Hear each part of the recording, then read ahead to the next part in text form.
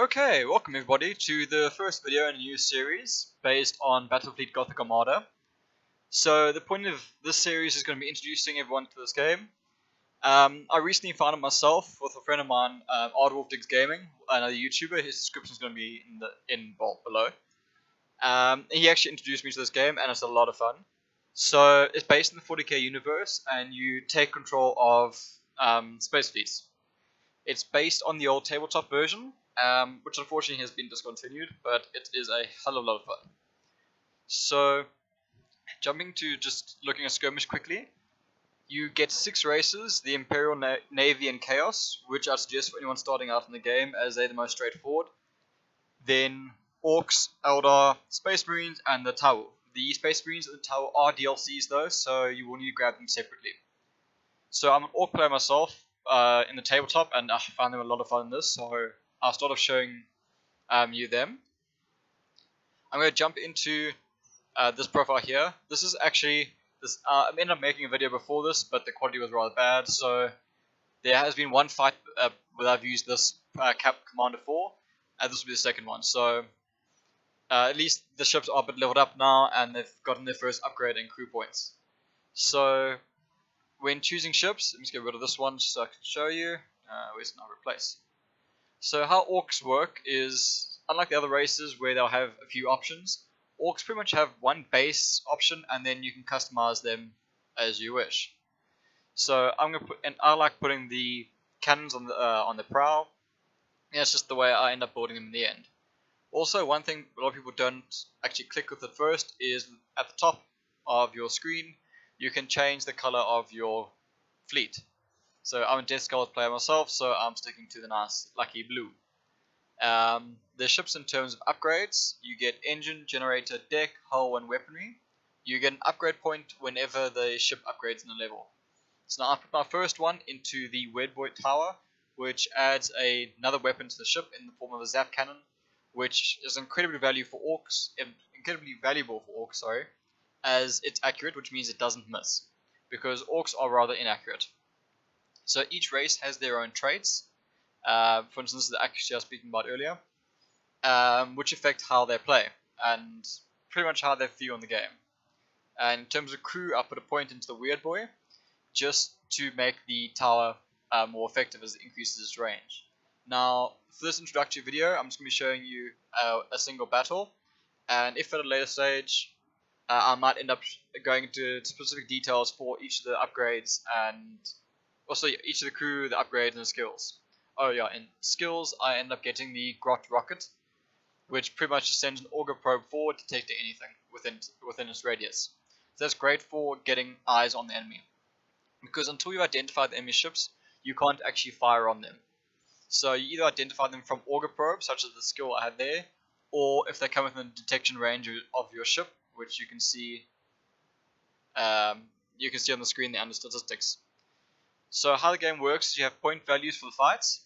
So in this case it's 250 points, and then you can use those points as however you wish. So you get two main categories for your ships. You get escort ships and pretty much everything else. Escort ships don't level up, but they're cheap and they're very difficult to hit. So in that sense, they're great for filling out a list. However, as you can see here, whatever points you don't use, you end up getting as bonus renown. So I want to try and get upgrades on my ships quicker, so I'm going to risk taking less ships for some bonus renown. Hopefully this doesn't backfire terribly. So on that previous screen you saw that I'm actually up against Chaos this time. They're a lot of fun. They're in a sense similar to the Imperial Navy with their ship designs, but they're very long range rather than being medium range, which is what the Imperial Navy are. So deploying the game straight up now. Looking at the map, I'd highly suggest turning on the advanced info just so you can see what's happening around you. So these are gas clouds, which your ships are hidden with when they're within them. These are asteroid fields. Moving a ship through an asteroid field causes you to take damage. So I wouldn't recommend moving through an asteroid field. However, if you stay stationary inside the asteroid field, you don't take damage, and it's a nice place to hide from enemies that are trying to ram you. And I don't think there's a celestial body on the map, which is pretty much like a giant rock, which if you try and move through, you take a lot of damage. So as you see now, I'm in the tactical cogitator view. You hit the default is spacebar on the keyboard. It pretty much just slows down time, which allows you to give nice orders and pretty much just reposition your ships. So now, as you can see there, that's the Grotner rocket auger probe they're sending out. Every faction does have it. In terms of balancing, all the factions pretty much have the same skill sets and more or less the same upgrades with different names and a few changes here and there. So in that sense, the game is quite nicely balanced. So now taking a look at the ships themselves, you can either attack prow or broadside, which you can then determine on the left hand side here. To make the decision, you'll take a look at your weaponry. So I got a prow mega cannon with the range of 3000, which obviously shoots right in front of me. And then I have the broadside lots of guns of range of 6000. And then the mega zap cannon, which has 270 degree arc. So for me, the best way to engage is with the broadsides. Now, taking a quick look at the enemy ships, again using tactical cogitator. This is their admiral ship, denoted by the symbol over here. So now, because the admiral ship, I want to take it down as quickly as possible, so I'm putting it on maximum priority. And I'll take its engines down, just so it can't actually escape from me. And because the orcs are rather slow, being outrun is rather annoying. Now, this under here shows you the range at which your ships will engage. Now, because I have lovely orc accuracy, I only want to engage within 3000, because orc ships, anything within 3000 units, they got 75% chance to hit your opponent, whereas outside of that, it starts dropping rapidly. So that green circle there is the detection range. Every ship has their own, and when a ship moves within that range, then you can actually target it properly. So I'm going to run my guys forward quickly to engage as soon as possible, and I'm going to put out the fire by using the repair function. So now I want to go straight for this guy here, and I'm going to tell my ships just to board automatically. So as soon as they come within that arc, you send out boarding ships, or boarding team, which then causes damage on the ship, if successful.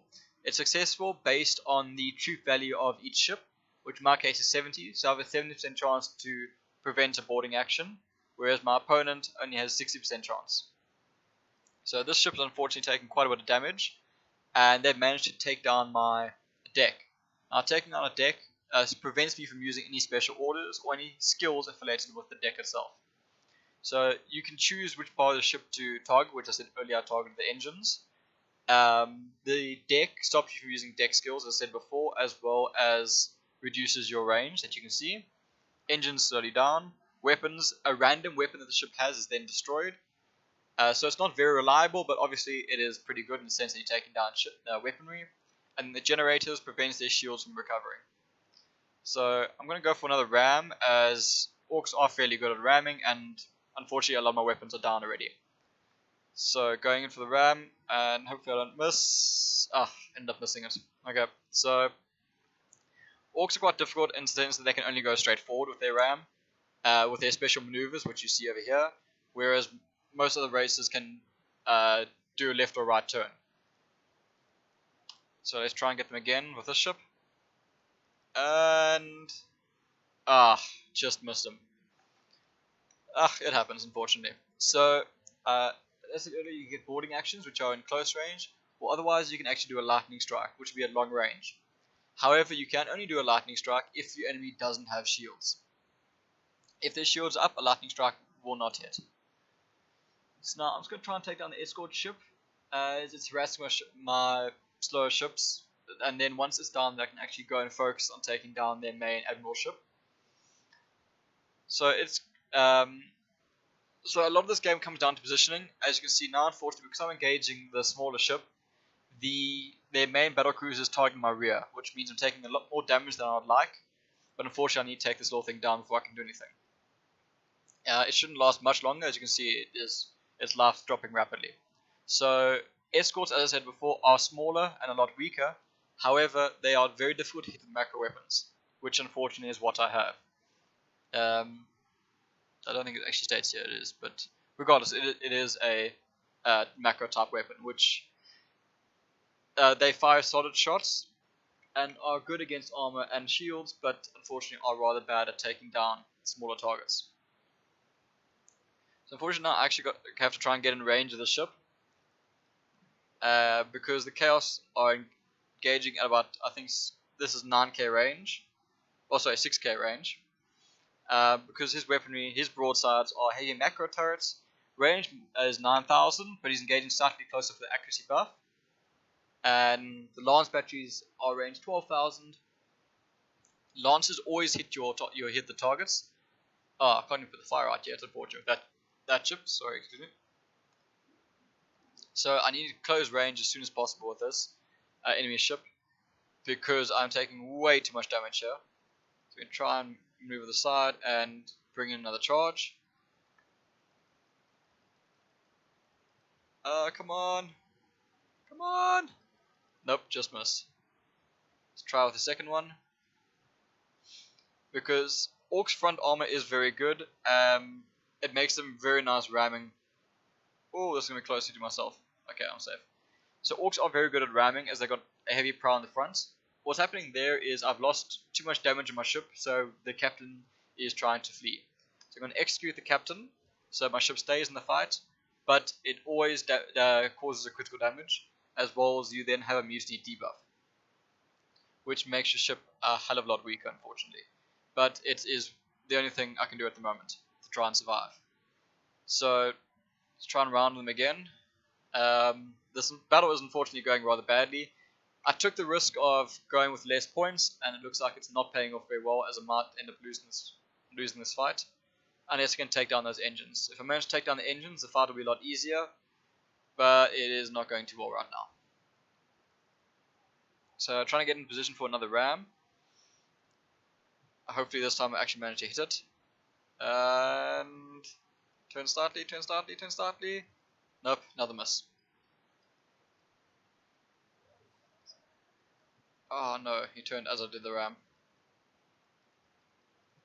Yes, this isn't going very well, unfortunately, as Chaos is outmaneuvering all my rams, and that's where a lot of Orks end up getting damage, because their weapons are so inaccurate compared to the other races. But luckily, Orks, as I said before, have a lot of hull points. So as you can see, that's my hull integrity of 800, whereas they only have 600. So I have 200 bonus HP over my opponent. But again, I'm quite significantly slower. As you can see here, my max speed is 150, where he's 225, and that's without counting any boosts or special orders. Well, the search board, whatever it's called.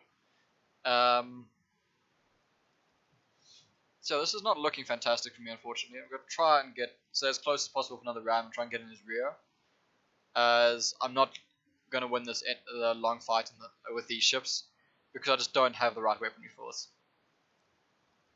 As you can see now, my ship is heavily damaged, which means I'm going to be paying a renowned fee to repair it when this battle's over. And he's going to get out of range before I'm going to charge off. Let's see, let's see. I got the ram off. So now I've actually got a chance, and it looks like the ship is going to go down. So that was a lucky ram. And there we go, that was actually a win. So a very lucky ram there, actually closing up the game, because without it, the Chaos ship would have just continued to outrange me and outmaneuver me. So unfortunately, Orks do have to get as close as possible, as quickly as possible. It's just the way they play. And it is quite nice though, because it's a nice transition from the tabletop to this spacefaring style of combat. So as you can see, that was a ship that was heavily damaged, and because of this, I'm going to have to exact repairs on it now. Luckily, I did level up, which gives me quite a bit more renown. So now, moving back to the dock, I should have a new ship that I can outfit now, and actually show you that primary, or initial customization stage. So this game is a lot of fun because you can customize your ships in so many ways. As you can see here, now I've reached level 2, so I've got a new cruiser slot, which is the next, like the stage up in the ships. It does unfortunately cost 200 to unlock it. So my options are, what you can either do is go and jump straight into favors, which give specific bonuses to your ship, but they are quite expensive. So for instance, I'm a fan of the Bad Moon clan, which gives you yet another weapon in the form of a shock attack mega cannon. So this is a long range prow weaponry, when it lands, you conduct 2 assault actions, so as if you were boarding. Orcs are very good at assault actions, so this type of weapon is brilliant for them. But as you can see, the cost is 200. So if I end up getting both of these for my ships, I'm not going to have enough to get my cruiser slot, which at this stage is quite risky. So at this stage, I think I'm rather going to get the cruiser slot, so that I'll be able to bring more ships to the fight, and I can always get favors at a later stage. There's no reason to rush it. So now, the cruiser has 2 custom points, so I can customize it a bit more.